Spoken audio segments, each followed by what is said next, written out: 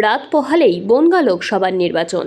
তারই আগে ঝাঁটা, খুন্তি ও লম্বা বাঁশ ব্যবহার করার নিয়ম দিলেন বিজেপির বনগাঁ সাংগঠনিক জেলার সভাপতি দেবদাস মণ্ডল। রবিবার সাংবাদিক সম্মেলন করে দেবদাস বলেন, তৃণমূলের হাই মাদ্রাসা ভোটের দিন ঝামেলা করতে আসলে, ভোট লুট করতে আসলে মায়েরা ঝাঁটা ও খুন্তি রাখবেন, 3 হাত লম্বা বাঁশ কেটে রাখবেন। তিনি এও বলেন, আমরা বিভিন্ন জায়গা থেকে খবর পাচ্ছি আমাদের নতুন ব্যানার সব ছিঁড়ে ফেলা হচ্ছে। তৃণমূলের আর মাত্র ভয় দেখানোর চেষ্টা করছে।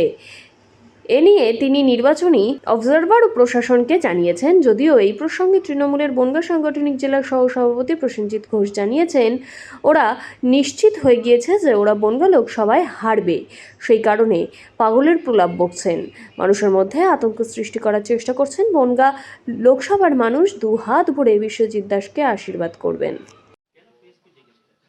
দেখুন, গত দুদিন ধরে, গতকাল রাত, তার আগের দিন রাত, এই 2-3টে দিন ধরে তৃণমূলের হারমাত্রা জানে হেরে যাবে, সেই হারার ভয়তে দেখুন ফ্লেক্স ফেস্টুন কিভাবে তারা ছিঁড়ে দিচ্ছে, ফেলে দিচ্ছে। দেখুন সারা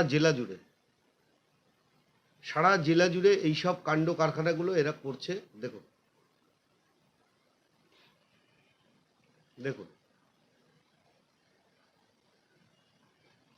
তো এইগুলো করছে। আমি প্রেস মিট এই কারণে ডাকলাম যে এই নোংরামিগুলো এরা করছে হারার ভয়, কারণ জানে বনগাঁ জেলা হারবে, বনগাঁ জেলা তৃণমূল হারবে, এটা নিয়ে কোনো সন্দেহ নেই।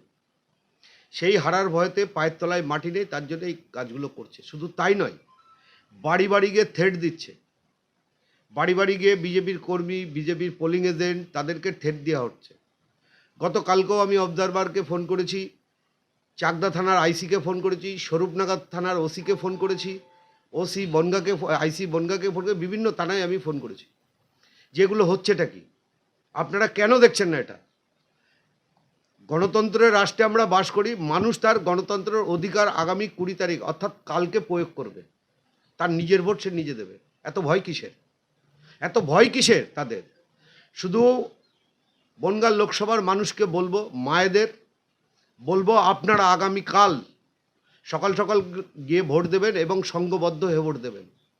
যদি কোনো তৃণমূলের হারমাত গুন্ডা বাহিনী আসে, বাড়ি আপনাদের ঝাঁটা আছে, আপনাদের কাছে রান্না করার খুন্তি আছে, নিয়ে বেরিয়ে এদেরকে বিদায় দেবেন আপনারা।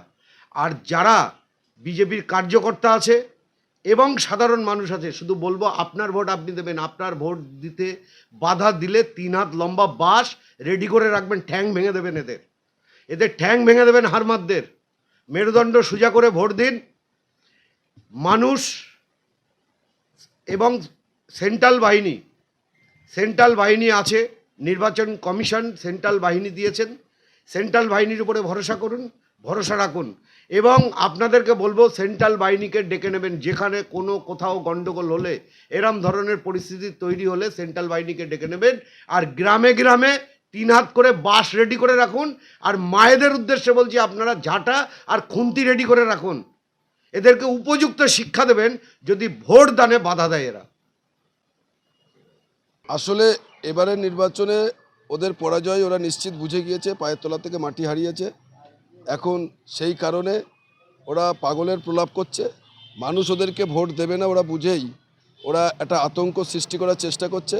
কিন্তু বনগাঁ লোকসভা কেন্দ্রের মানুষ অত্যন্ত শান্তিপ্রিয় মানুষ, তারা একদম নিজের ভোট নিজে দেবে, গণতান্ত্রিক পদ্ধতির মধ্যে দিয়ে নিজের ভোট নিজে দেবে এবং দিয়ে তার মধ্যে দিয়েই এই লোকসভা কেন্দ্রে ওদের প্রার্থীর জামানত বাজেয়াপ্ত হবে। আর মানুষের জনাদেশের মধ্যে দিয়ে, মানুষের গণতান্ত্রিক পদ্ধতির মধ্যে দিয়ে বিশ্বজিৎ দাস এই লোকসভা কেন্দ্র থেকে রেকর্ড ভোটে নির্বাচিত হবে।